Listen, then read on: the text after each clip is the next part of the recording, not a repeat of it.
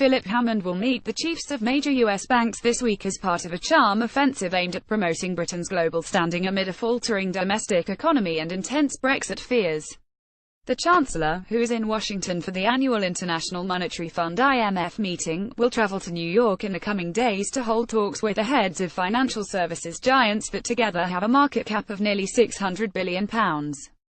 He will meet top bosses at JP Morgan and Citi as well as asset managers Blackstone and BlackRock, continuing a dialogue with major US banks as many prepare to shift portions of their UK operations to the EU in preparation for Brexit.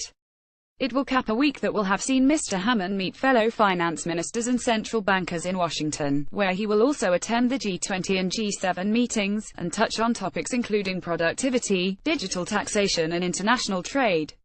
That is on top of a Commonwealth Finance Ministers meeting, the first attended by a UK Chancellor in 7 years, and talks with members of the US administration. Philip Hammond answering questions at the Commons Treasury Select Committee (PA). The Chancellor said, "I will be in the US this week to demonstrate that Global Britain is not just a phrase, it is a reality. I am looking forward to productive discussions with my international colleagues as we work together to ensure that economic growth works for everyone." Mr. Hammond's US trip comes amid fears that Britain is hurtling towards a hard Brexit that would hammer businesses and the lucrative financial services sector, despite efforts by the Prime Minister to broker a bespoke deal. Mr. Hammond said this week that Brexit has left Britain's economy under a cloud of uncertainty and even warned that flights could be grounded in the event of a no-deal scenario. The UK was singled out on Tuesday by the IMF as the only major economy not to see its growth forecast upgraded. Michel Barnier, the EU's chief negotiator, said on Thursday that the EU and UK were in deadlock over Britain's financial contribution, which he described as very disturbing.